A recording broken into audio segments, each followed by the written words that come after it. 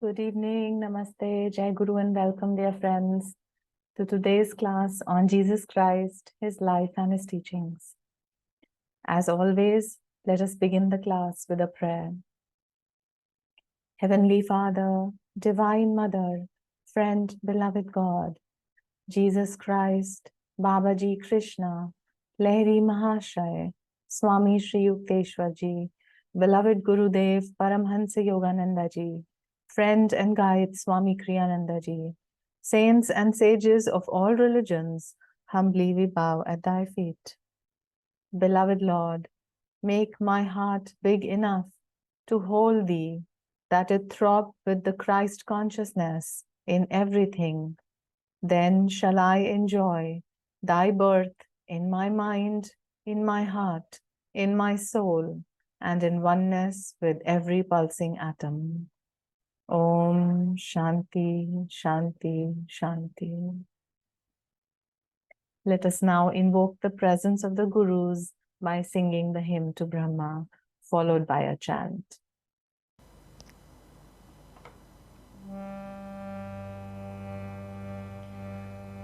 Gurur Brahma, Gurur Vishnu, Guru Devo Maheshwara, Guru Sakshat Parabrahma, Tasmai Shri Guruve Namaha. Brahmana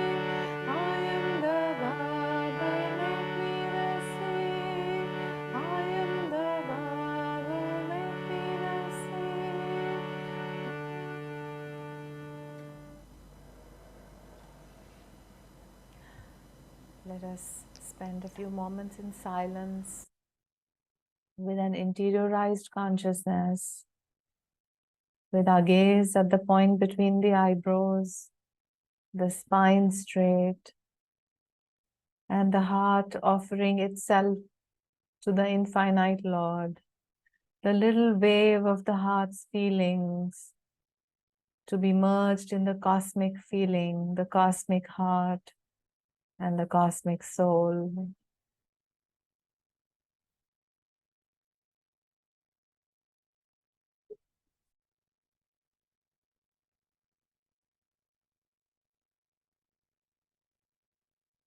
As we sit in silence for some time, let us hear a few thoughts by Swami Kriyananda on self-control.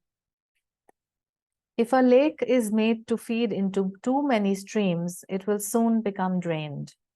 Similarly, if a person's heart energies are fed into countless streamlets of desires, he becomes drained, even eventually of even the power to feel. Sated with pleasure, he grows dry, blase, and indifferent to even the greatest wonders. The sensualist imagines that by giving up his pleasures, he would renounce happiness. But in fact, the more one restrains his senses and learns to live in the peace of the inner self, the more he finds himself glowing with happiness, good health, and a radiant sense of freedom and well-being. Let us do the following affirmation a few times. I am strong in myself. I am complete in myself. The joy and perfection of the universe await discovery within my inner being. I am strong in myself. I am complete in myself. The joy and perfection of the universe await discovery within my inner being. I am strong in myself. I am complete in myself. The joy and perfection of the universe await discovery within my inner being. Mentally follow this prayer. I crave nothing that the world can give me, Lord. O infinite perfection, make me one with Thee. Om Shanti, Shanti, Shanti. We now come to our story section, dear friends. And this week again, I have brought for you a story from Jain literature, and it's a beautiful story. The name of the story is, just give me a moment. Yes, the name of the story is Good Feelings, Good Thoughts. It was a hot day. The sun was spitting fire on the thirst-ridden earth. The forest wore a dull and dry look. Not even a single soul moved across the bleak landscape. Suddenly, breaking the stillness, came a man riding on a horse. He was sweating profusely, and his throat was parched with thirst. Fighting the heat, he went into the forest. On his way, he met an old yet pleasant lady. The lady called out to him and said, Son, you must be tired and thirsty. A glass of juice would certainly refresh you. The rider readily accepted the proposal and made himself comfortable under the shade of a tree. Meanwhile, the lady made juice from the sugarcane lying nearby. One cane easily sufficed for a full glass of juice. The rider greedily gulped down the sweet glass of juice offered to him and felt strong enough to talk to the old lady. In the middle of the conversation, he asked, Mother, how much tax do you have to pay to the government? The lady replied, Son, our king is very kind. We just have to pay 12.5% as tax. Saying so, she proceeded to make another glass of juice for him. The man who was actually the king of the country, traveling in disguise, began to brood. He thought that the tax was too little for such a fertile and prosperous land. It would be better if it is doubled. The lady who was squeezing the cane was surprised because this time one full cane could not yield even a bowl of juice. The king had the second glass, which was not as sweet and refreshing as before, and asked for some more. The third time, the old lady could not manage to squeeze even half a glass, and that too turned out to be tasteless. The king felt something was wrong and asked the reason. The lady said, I feel that my king's thoughts have undergone a change, and so the cane is yielding less juice each time. The king interpreted her feelings and changed his mind. He thought that the farmers have to work hard for their livelihood. As a king, it was his responsibility to protect their interests and not exploit them.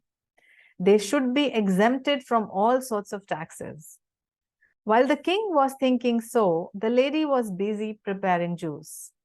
This time, the cane yielded 2 full glasses of juice. She danced with joy. The king was surprised and wanted to learn the reason. The lady explained, Our king has changed his mind for the benefit of all. The king was amazed at the psychological analysis made by the lady, but he didn't express it. He expressed gratitude for the Jews and, without exposing his identity, resumed his journey, thinking, It is good thoughts which yield good results. Om. This is such a beautiful story, which tells us how important each thought that we think is. And yes, in olden times when we had monarchy in our land, it was considered that the king is the representative of God who has been sent to lead the people. And therefore, only when a righteous king ruled was there prosperity and peace in the kingdom. So as and when the character of the king was in question, those many times, if we go back into history, there was unrest in the kingdom. Agriculturally, the yield was less. There was no prosperity. There was more fight and rioting between the people, social unrest, and inside wars and so on. So a lot depended and depends on who the ruler is and what his thought process is. Now, this is the case of a king and the people who are being led by the king. But actually, all of us are kings of our own kingdom of body and mind. Each of us has been given a kingdom. We have our own mental citizens who are like, the people who live under our command. And of course, the cells of the body also behave according to the thoughts that we think, according to the energy that we are passing through the body. So eventually, and truly speaking, we are the kings of the kingdom of our own being. And if we have self-control, if we are able to master our own thoughts, to control the thoughts, to put them in the righteous direction, to have happy thoughts, to have loving and kind thoughts, to have wise thoughts, then the kingdom of our body and mind will always be at peace. There will be harmony, there will be prosperity, in the sense that you will magnetize more wisdom to yourself, you will magnetize more wise ideas, creativity, and therefore money magnetism will also come to happen. Your body cells will always be happy, therefore you will be able to magnetize health to yourself, and so on and so forth. So good thoughts, good feelings, good results. And let us remember this, as it's like, let's tie a knot of this teaching in the fabric of our life. And always remember that the quality of our life depends on the quality of our thoughts, number one, and also it depends on how much attention we pay with alertness and consciously to one particular thought. So if you feel ever that the quality of your life is not right, you are not feeling energetic, enthusiastic, joyful, then please check the thoughts that you are thinking, because your life depends only on your thought process. It does not depend on what the neighbor is thinking. It does not depend what the other country is thinking. So we have to rule our own kingdoms with peace and harmony. Therefore, we must be the master, and therefore we must be alert of what we are thinking, and we should be able to make the mind think what we want it to think. So much self-control must be exercised from moment to moment, and this is possible only when we are able to meditate on a regular daily basis. Only then we become that witness consciousness in ourselves. We come to the level of the Atman, where the Atman can watch over the mind, standing apart from the mind and being able to control it. So let the Atman, or let Krishna become the charioteer of, the chariot of your life, the body, the senses, the mind, the intellect, the ego. Surrender to the soul inside by regular meditation, and you will find that victory is yours. Okay, so with that thought, we come to the study of the New Testament that we are having, and by now we know that Jesus has started to move towards Jerusalem, and the final days, and he started to tell people that he's not going to be there for very long. He's told his disciples, although none of the disciples have really understood how short a lifespan is left for Jesus, but he's been giving such comments, he's been telling parables about it. So the last parable that we studied last time was where Jesus is telling the people that you must go through the straight gate, and you must commit yourself to the God consciousness or Christ consciousness, because once the master of the house is lifted, means he's saying, when once I leave the bodily kingdom here and then the door is shut, then even if you want, it will be difficult for you to come in. So what he is meaning here is, the straight gate means the straight door of the spiritual eye and the astral spine, and rejecting the master, it means actually a guru has appeared in your life and you are rejecting the inner guidance of the master. So if the master knocks at your door and you have opened the door but you have not fully accepted him, then one day he will leave your life, and then there will be no point in crying. Means, of course, salvation is for everybody, it is going to eventually come, but why waste so many incarnations just to do the same thing again and again and come back to square one? So it is important that we value what we are given in this life, and as Adi Shankaracharya said, that you need, for a human life to be a successful and a fulfilling life, you need three things. One is the human body itself, which we all have. The second is the yearning for truth, the yearning for absoluteness, which because we have that yearning for truth and for love and for joy, that is why we are here in this class today. And the third important need is a God realized guru. So all of us are blessed in our lives to have these three things, and now it is up to us how greatly, how enthusiastically, and with how much yearning we use the opportunity that we have been given in this lifetime, that we may set ourselves free while living. So the goal of our life, each one of us, as told by Master, as told by Swami, is to become a Jivan Mukta, is to become free while living in the body. And it is, if it was not an achievable goal, the scriptures and the masters would not have told us about it or guided us towards it. It is very, very achievable for each and every one of us. So do not settle for less in your life. A little peace and harmony, a little health, a little material finances, good. So you say, okay, now I'm good. No, because this tide will change and the downfall will come. So always remember that once you've set the goal for self-realization, for God realization, and for becoming a Jivan Mukta, do not try to fall short of it. Means at least give it your best. And of course, we have to give our best 25%, our 100%, which makes the 25%. The rest, Guru is working on our behalf, and 50% is God's grace. So let's just do what we can every moment. Let us check if our life is really organized according to our goals. So in our mind, in our thought, if we are saying, okay, my goal is God realization, but in my daily activities, I'm busy with the world. I'm partying, I'm meeting friends, I'm gossiping, I'm only busy with earning money. So I'm actually not making my life according to my goal. Then I cannot cry and complain that I have not reached the goal or I will be unable to reach the goal. It is but obvious. So if I have set a goal, then I have to start moving in that direction. I have to organize all my thoughts, all my feelings, all my actions, my speech, everything of my own whole being in that direction. So this does not mean that that all of us have to keep running, which actually Master wants us to be race horses. But we know life is like that. Sometimes you walk like a tortoise, sometimes you'll run like a horse, sometimes you fall, sometimes you drag. but at least set your direction and keep moving in that direction little by little, sometimes more. And the Master said, God will never let you down.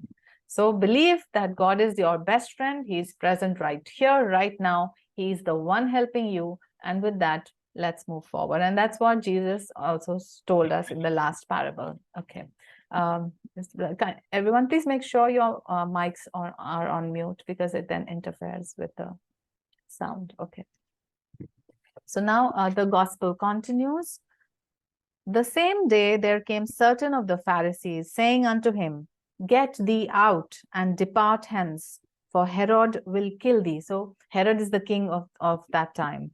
And he said unto them, Go ye and tell that fox. So now Jesus is replying to the Pharisees, saying, Go ye and tell that fox, Behold, I cast out devils, and I do cures today and tomorrow, and the third day I shall be perfected. Nevertheless, I must walk today and tomorrow and the day following. Therefore, for it cannot be that a prophet perish out of Jerusalem. O Jerusalem, Jerusalem, which killest the prophets and stonest them that are sent unto thee, how often would I have gathered thy children together, as a hen doth gather her brood under her wings, and ye would not. Behold, your house is left unto you desolate, and verily I say unto you, ye shall not see me until the time come when ye shall say, Blessed is he that cometh in the name of the Lord. Okay. So now what Jesus is saying is that he's saying to the Pharisees to go back to Herod to give him the message. And of course, he's labeling Herod as the fox and saying that I am casting out devils and I'm all doing all these good works. And on the third day, I shall be perfected. So that means actually he's referring to his resurrection on the third day after his crucifixion. So he will rise perfectly, means all his bodies will be perfected, the physical, the astral, and the causal, and his soul will rise again, and eventually it will ascend to heaven. So he is again giving a hint that this is going to happen. And then he goes on to say that, oh Jerusalem, I would have, just like a hen covers the little chicks when it's raining, you would have seen the hen will move out her wings and she will keep all the chicks under her wings, very safe from the weather, from the rain, from the storm. Jesus is saying, he's actually crying for the children of Jerusalem. He's saying that I want you and I would have loved you just like a mother keeps her chicks under her wings, but you have denied. And not only are you denying me, but you have already stoned so many prophets who have come in. So God has actually sent his messengers so many times to the people, but the people are so much engrossed in materiality, in their selfish gains and their little lives, that they have not only rejected the Messiah, the prophets, but they have actually killed so many prophets. And now it is Jesus, the Messiah, the Avatar, the Son of God is there. And yet people are failing to recognize him. They are rejecting him. They are wanting to kill him. So such is the state of the people who are not understanding. And even Jesus, with his cosmic heart as well as little heart, is feeling sorry for the children of Jerusalem, because he knows what will be in store for them later on. So the gospel continues. And it came to pass, as he went into the house of one of the chief Pharisees to eat bread on the Sabbath day, that they watched him. And behold, there was a certain man before him which had the dropsy. And Jesus answering spake unto the lawyers and Pharisees, saying, Is it lawful to heal on Sabbath day? And they held their peace. And he took him and healed him, and let him go, and answered them, saying, Which of you shall have an ass or an ox fallen into a pit, and will not straightway pull him out on the Sabbath day? And they could not answer him again to these things.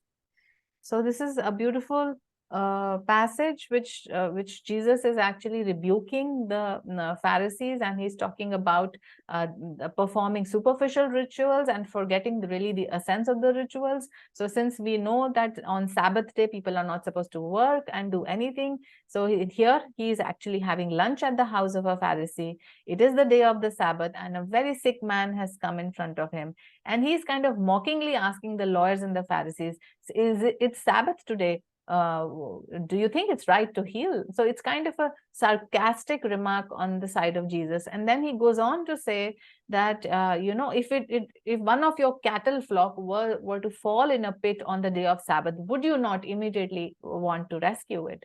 So he's saying again that he is the shepherd and all the people are like his sheep. And if one sheep has fallen down, is suffering from a sickness, then he will heal, whether Sabbath or no Sabbath. He is going to heal, and he is going to raise the souls of people. So at this, when this happens, so the Pharisees stay quiet at this point in time. Okay.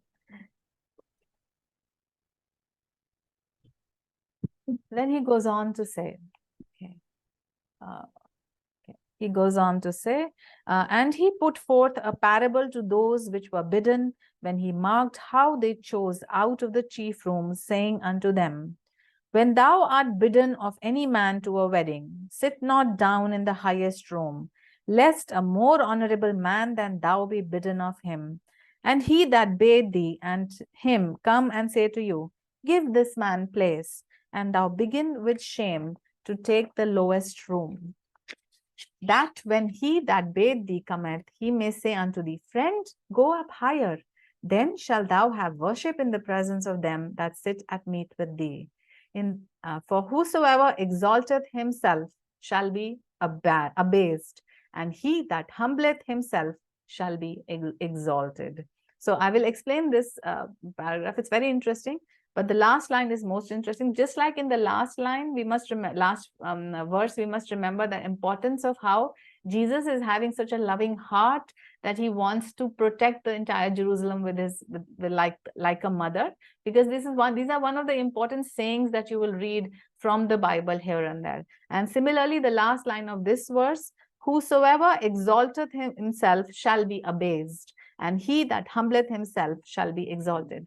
So what story Jesus is telling here is that, suppose you have been invited to a wedding, very daily life common example. You have been invited to a wedding, and what you are seeking at the house of the host is that you should get the best room, and you should be respected, and everybody should hover around you and so on. So you kind of go and claim the best room that is available in the host's house. But what happens is a closer guest or a more important guest comes, and then the owner of the house has to come to you and say, please vacate this room and go to the other lower room. Now, if that happens, you will feel ashamed. So it is best that you pick up whatever room the host is offering to you, you accept that happily. And later, if the host says, why don't you move to a better room, then you will be kind of raised to a level and you will feel happy. So this is a very, very simple story to actually tell us that the more ahamkar, the more ego we have, and we say, I want this, I want the best, I deserve the best, the more we say that, and the more greedy we are to claim credit, the more we want higher positions all the time and so on, the more likely it is that the host of this universe, that is God, will show us a right place, and we say, no, my dear, this post does not belong to you, you don't deserve it. And then when that happens, you will feel ashamed, and then your ego will be abased and you will not like it. So better it is that you do your work to the best of your capability, accept what God has given you, and then if you are true to yourself and you are honest and sincere in your work, then God himself may say this to you sometime, that okay, let's upgrade. And once that happens, then you're going to feel very happy. And therefore Jesus says, do not exalt yourself. So do not say that I am this most important person and I'm this proud and vain man, only my opinion is right, everybody else is a fool. So if you are saying all these things to yourself, you are basically waiting to be ashamed. Someday somebody will come and chop off your head, or you will have to fall down, or you have to go to the lower room or something like that. So best it is to do your best and yet to flow with life and accept what God gives us. And God is our father, mother, friend, and beloved. He knows what's best for us, and he does upgrade when the time is right. When you are ready, when you have done enough, you shall be upgraded. Okay. So Master explains this beautifully. He says, Divine law is the revealer of truth and the exposer of deceit. He who pretends to be greater than he is will surely be found out in the mirror of public criticism, while he who is truly great, but whose nobility is hidden beneath a veil of humbleness, will be discovered and admired. He who is naturally humble in the satisfaction of his soul is saturated with divine magnetism, even though seeking no acclaim, he automatically attracts to himself the appreciative recognition of man and God. And this brings me to a beautiful line that Master said and Swamiji endorsed. They said, seek to be the least, and God will give you your rightful place. So always remember this. So do not trouble your heart in crying out in jealousy that others are going high in the ladder. I am stuck here. Because if you are doing the righteous work, if you are honest and true and sincere, and if you are simply a happy child of God, then God will give you your rightful place of honor. So the gospel continues. Then said he also to him that bade him, when thou makest a dinner or a supper, call not thy friends, not thy brethren, neither thy kinsmen, nor rich neighbors, lest they also bid thee again, and a recompense be made. But when thou makest a feast, call the poor, the maimed, the lame, the blind, and thou shalt be blessed, for they cannot recompense thee, for thou shalt be recompensed at the resurrection of the just. This is such an apt saying for us in today's world. So 2000 years ago, Jesus has said this. What he is saying is, when you are giving out a party, simply speaking in today's language, if you are giving out a party, don't just call your friends and your rich neighbors and your rich relatives, because you will call them, they may feel happy, but then they will throw a party and you will go to that party. So what you have given will be compensated to you back. So that means actually no charity has gone out of you. You have really not served anyone in the world. But instead, if you are preparing a feast, call the poor, call the blind, call the lame, call the maimed. That means those who cannot compensate you. Then in true words, actually you are doing anything for others, you are doing charity. And that does not just mean a feast of food. That means if you're giving money to somebody, and of course, if you're lending and you're expecting, yes, he's going to return it to me, yes, he's going to return it to me, then of course, that's a business transaction and nothing more than that. But if you really want to do charity, if you really want to do good works, then do it for those who cannot recompensate it to you. Because then it is true charity. Then actually energy is moving out from you into areas of darkness which will lighten, which will become light. And in previous verses, Jesus has already, and Master has already told us that it's not just food and money. To some you may give intellectual counseling, to some you may give medical help, to some you may give clothing, to some you may give education so that they can earn for themselves. And to some, you may give spiritual guidance. And to most, in fact, everybody, you can share your loving and joyful vibrations. That is also charity.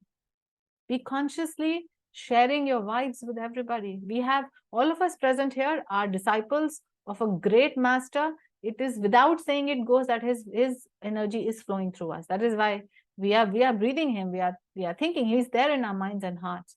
Now we can consciously share that energy with the world, with everyone whom we meet. We know if you look around, there is sadness everywhere, there is war, there is so many problems. But we as children of God, as disciples of a great master, it becomes our duty to share the vibes with people who may or may not give us anything in return. Be the light. And that's what Buddha also said, Apo Dipo Bhava. Be your own light, and when that light shines, let it share, let it spread that light everywhere in the world. So very beautiful teaching. आगे से party रखेंगे तो याद रखना. Remember, every time you're throwing a party next, I think you should remember this. And And this does not mean that you're not going to enjoy with your friends and family and relatives, but it means do not forget the poor, the maimed, and also have the right bhav, the right attitude, the right feeling. Serve others as if you are serving the Lord himself. And I remember reading from Swami Vivekananda's book that the poor is the Daridra Narayan. So he is offering you the opportunity to give charity, to do service. अगर वो poor नहीं होता, suppose there is no one poor around you, then how will your karma be lessened?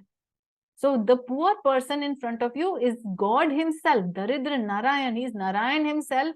He has come as the poor to give you the chance that you may reduce your karma by offering him some energy. So always remember, do not never judge any poor person. Always think of him as God and think of now how can I serve this poor person who is God himself. Okay. So we'll go forward with the gospel. Okay. So the gospel continues. Then drew near unto him all the publicans and sinners for him to hear him. And the Pharisees and the scribes murmured, saying, This man receiveth sinners and eateth with them. And he spake thus parable unto them, saying, What man of you, having 100 sheep, if he lose one of them, doth not leave the 99 in the wilderness, and go after that which is lost, until he find it? And when he hath found it, he layeth it on his shoulders, rejoicing. And when he cometh home, he calleth together his friends and neighbors, saying unto them, Rejoice with me, for I have found my sheep that was lost. I say unto you likewise, that likewise that joy shall be in heaven over one sinner that repenteth, more than over 99 just persons which need no repentance.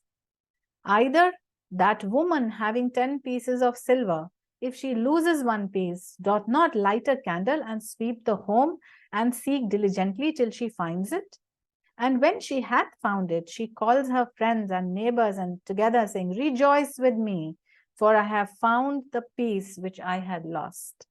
Likewise, I say unto you, there is joy in the presence of the angels of God over one sinner that repenteth. Now, this is very beautiful. It gives hope to all people who are actually in error, and although some people who are not so much in error, but they are feeling guilty of being in error all the time. So even guilt is a kind of a sin. And all those people who think that they are sinners, this is for all of them. Actually, Master said you should never say that you are a sinner. Yes, we did not understand the right thing because they were there because of delusion, and maybe there was an error in understanding. That's all you have to say to yourself. But I am on the right path. By the guidance of my guru, I will correct myself, I will repent, and I will change my ways, and I will become a great soul, and I will become free. So that's how you have to see your own faults. So now what Jesus is saying is again a very common daily life thing. So he's saying if there's a woman and she has 10 silver coins and one silver coin falls in the house and she loses it, then what she does, she will not remove everything. She will sweep the floor. She will, if it's dark, she's going to light a candle, and till she finds that lost coin, she will not rest. And once she does find the lost coin, she will tell the story to everybody. You know, I lost a coin and I found it and I'm so happy. Be happy with me.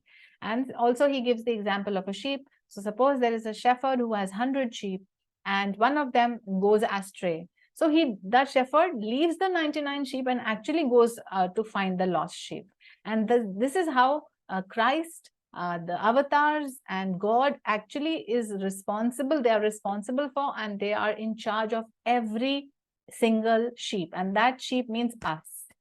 So whenever there is a lost soul going here and there, God himself makes the effort to bring him back. So even the worst of sinners, even when a murderer is murdering, his inner voice is still active, although he refuses to hear it. But God is always present. And then after the phase of punishment, and if that sinner repents eventually, then God is waiting for that sinner to turn towards the light. And as soon as that person turns towards the light, he starts to be redeemed and can fully merge back into the light. So there is hope for everybody. Don't think that you have been left alone like a lost sheep in this world. Yes, it may appear that we are lost, but God is ever watching us, and He is our shepherd. If we put our trust in Him, He, like that, trustworthy shepherd, He will come for us. He has come for us through our Guru. He has come to us, and He is going to redeem us. With that trust, just turn towards the light, stay in the light, and be the light. Okay.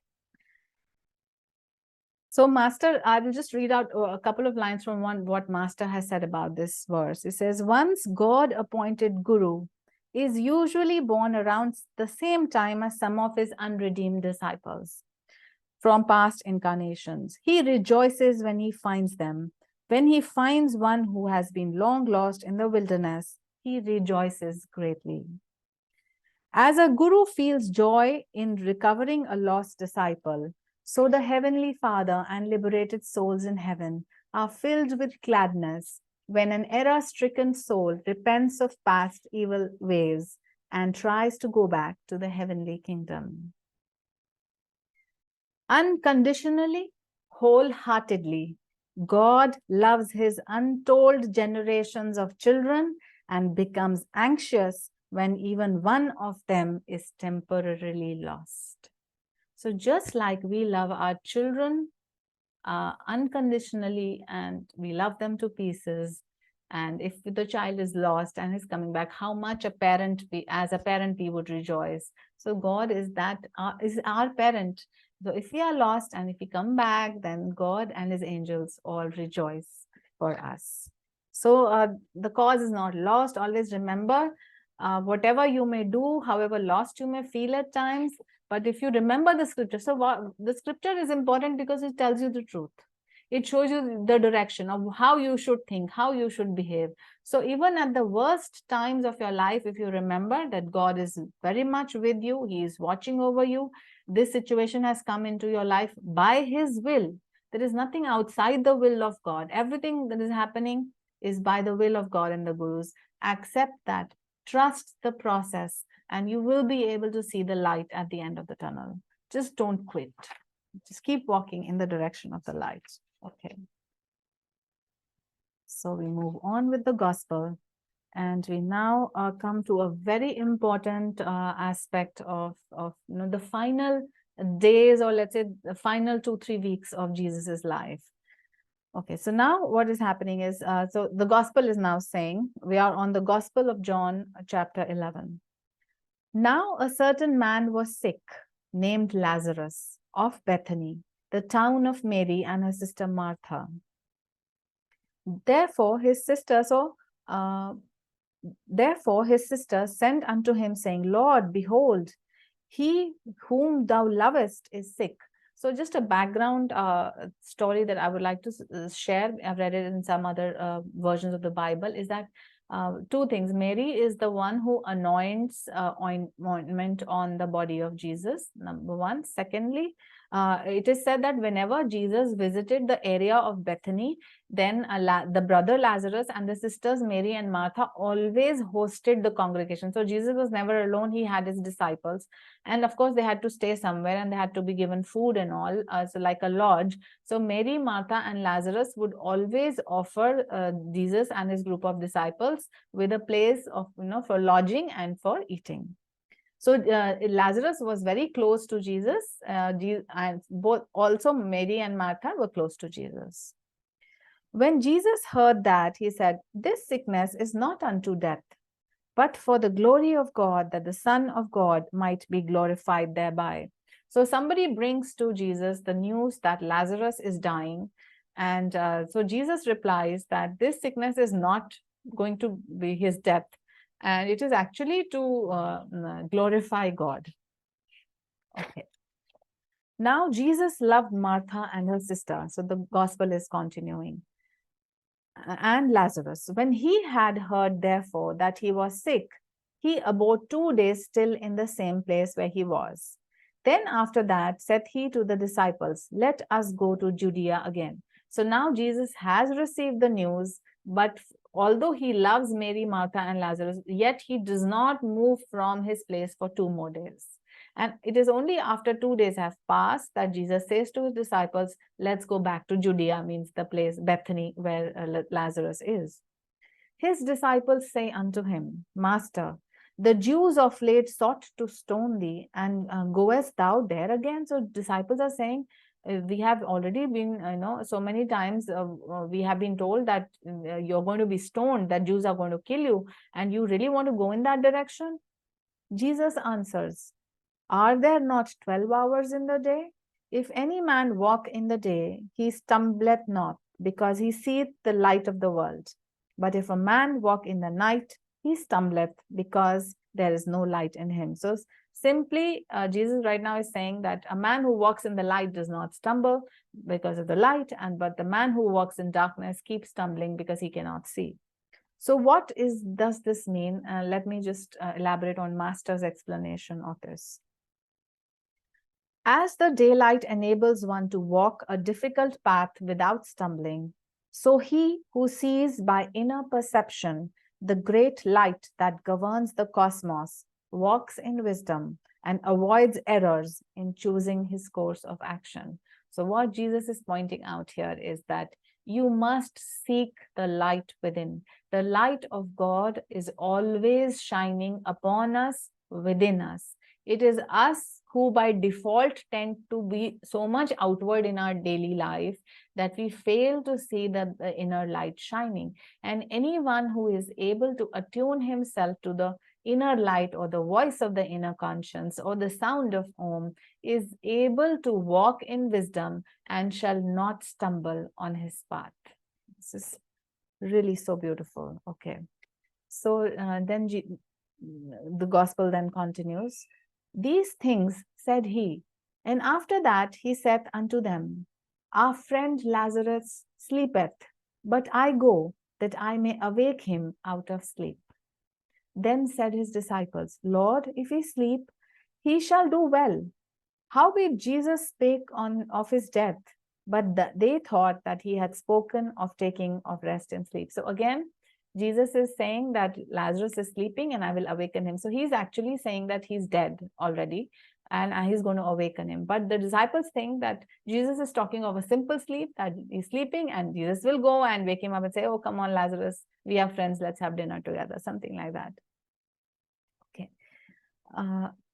When Jesus said to his disciples, our friend Lazarus sleepeth, he signified, Lazarus is sleeping in the delusive sleep of death. I am going to him so that the Christ consciousness in me can rouse him from the delusion of death dream. So now this particular thing is valid for all of us. That means, although we appear to be alive and bubbling with energy, but we are sleeping in the dream delusion of this world and of death. We all think that we will die someday, but the truth is that we are light itself, that we are the Atman in self. So we are all in a sense sleeping. And it is by tuning ourselves and turning towards Christ, the light of Christ consciousness, that we will be awakened by Christ, we will be awakened by Krishna, we will be awakened by Guru. That's why Jesus says, I will wake him. So the Guru has already come to you to wake you up. Now, as Master would say so many times, there are some people who are sleeping. You just call them once, they quickly get out of bed and say, okay, what needs to be done? There are others who will, you shake them, you wake them up, who take, some time to eventually get up. But yet there are others who you wake up multiple times and yet they tell you to go away and they go back into sleep. So now it is up to us to check what kind of a disciple are we. The Guru is trying to awaken us. Christ here through his teachings is trying to awaken us. Are we going to stand up on our feet and say, I'm awake and ready. I'm positive, enthusiastic, energetic, and I'm willing to do the will of the Lord. I am willing to offer my energy, my thoughts, my everything. So are we that kind of a disciple? Or are we, slow starters? Even that will do. Even slow starter will do. But are we that kind of disciple who says, oh, we will see, take lenge, आगे जो होगा देख लेंगे. Let me sleep right now. My sleep is, more precious to me. And then what happens is that when the master rises, the master knocks and goes away, then you cry and you suffer, and then you have to go through many more incarnations before the guru comes again for you. So do not waste your life on things which are not important, things which will not go with you as you leave this body. Then said Jesus unto them plainly, Lazarus is dead, and I am glad for your sake that I was not there, to the intent ye may believe. Nevertheless, let us go unto him.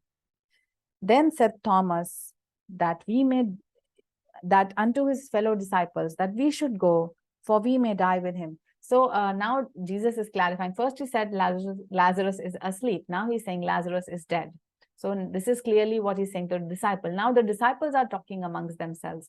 The disciples know that there is a risk to the life of Jesus if he goes into that area. So what Thomas is saying here, that we must all go with him. And if Jesus is going to die by being stoned, we will also die with him. That's what Thomas is saying here. Then when Jesus came, he found that he had lain in the grave 4 days already. So by the time Jesus comes to Bethany, it has already been 4 days that the body of Lazarus has been put in the grave. Now Bethany was nigh to Jerusalem. So Bethany is very close to Jerusalem, about 15 furlongs. So many relatives from Jerusalem had also come to comfort Martha and Mary on the death of their brother. Then Martha, as soon as she heard that Jesus was coming, went and met him. But Mary sat still in the house. Then said Martha unto Jesus, Lord, if thou hadst been here, my brother would not have died. But I know that even now, whatsoever thou wilt ask of God, God will give it to thee. Jesus said unto her, Thy brother shall rise again. Martha said unto him, I know that he shall rise again in the resurrection of the last day. So Jesus is saying directly that Lazarus is going to rise again. So he actually means he's going to come back in body. But what Martha understands is that just like, because it's a known fact that everybody goes through the judgment day, and then everybody's soul is resurrected. So that's what Martha understands of what Jesus is saying.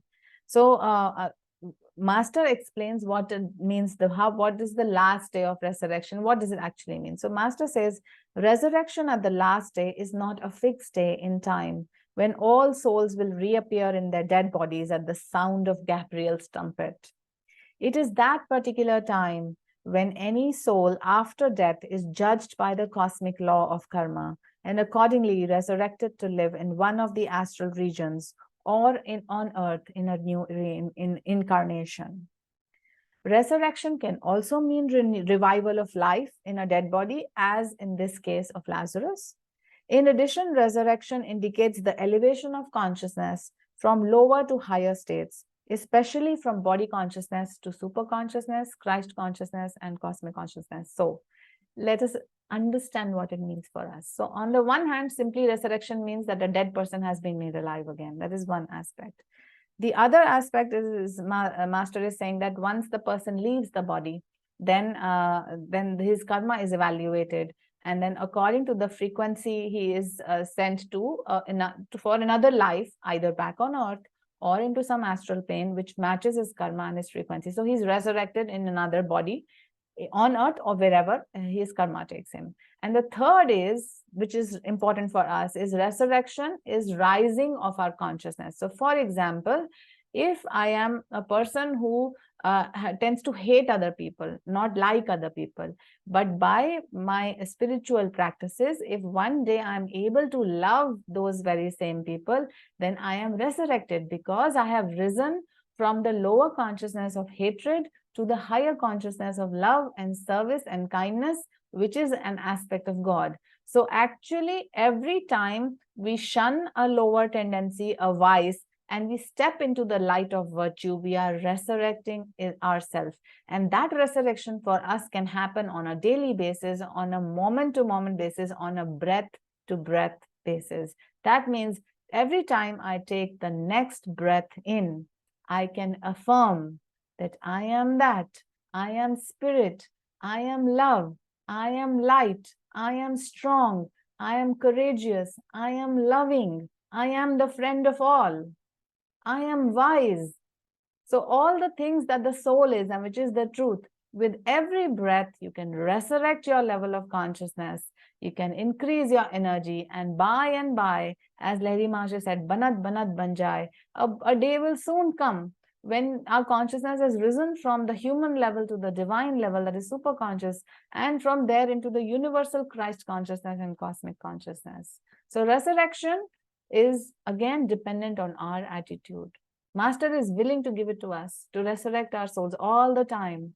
But are we willing to give enough energy to be able to resurrect it? So now let us know it clearly that unless I invest my energy into improving myself, nothing is going to happen.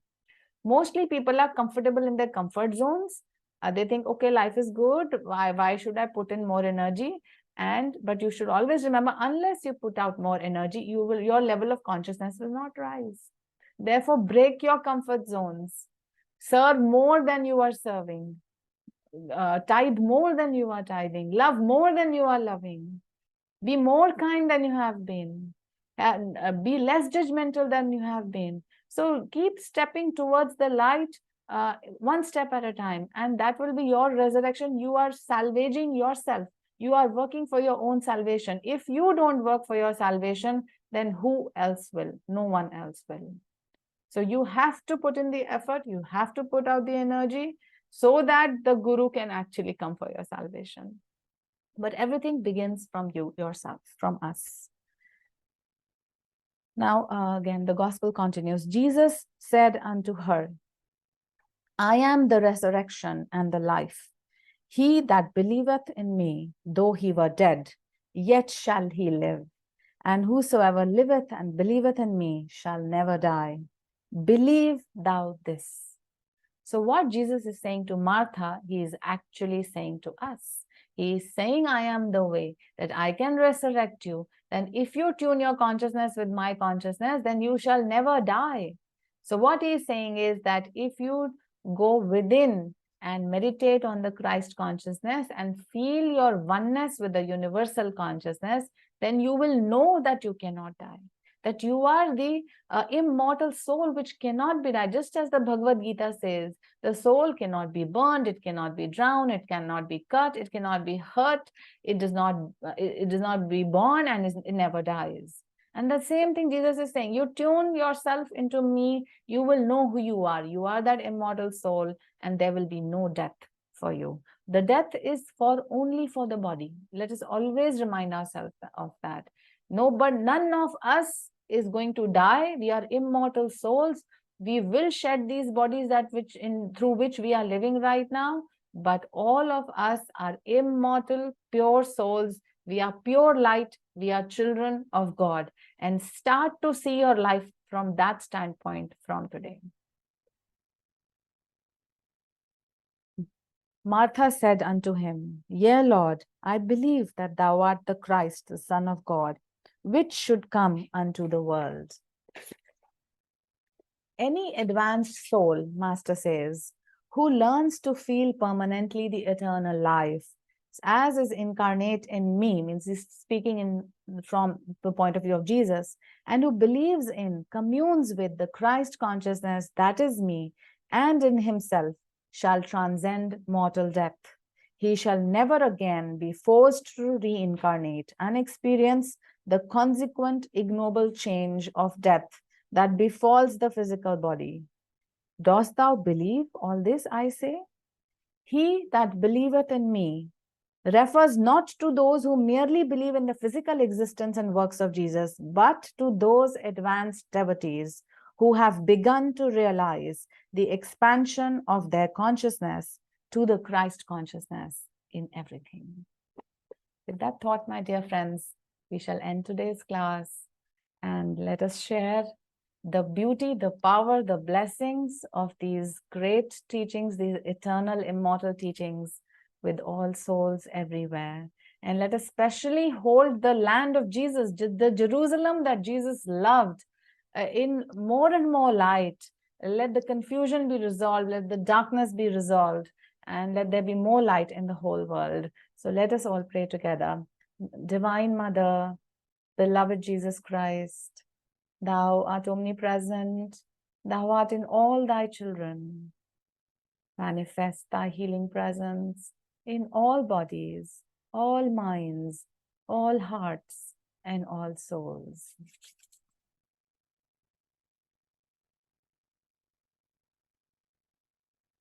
Om.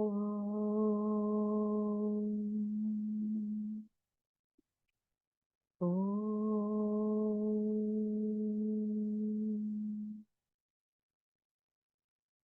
Om.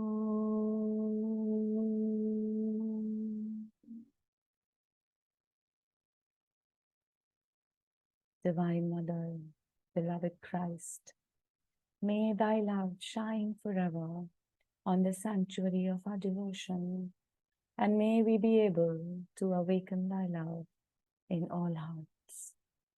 Om Shanti, Shanti, Shanti.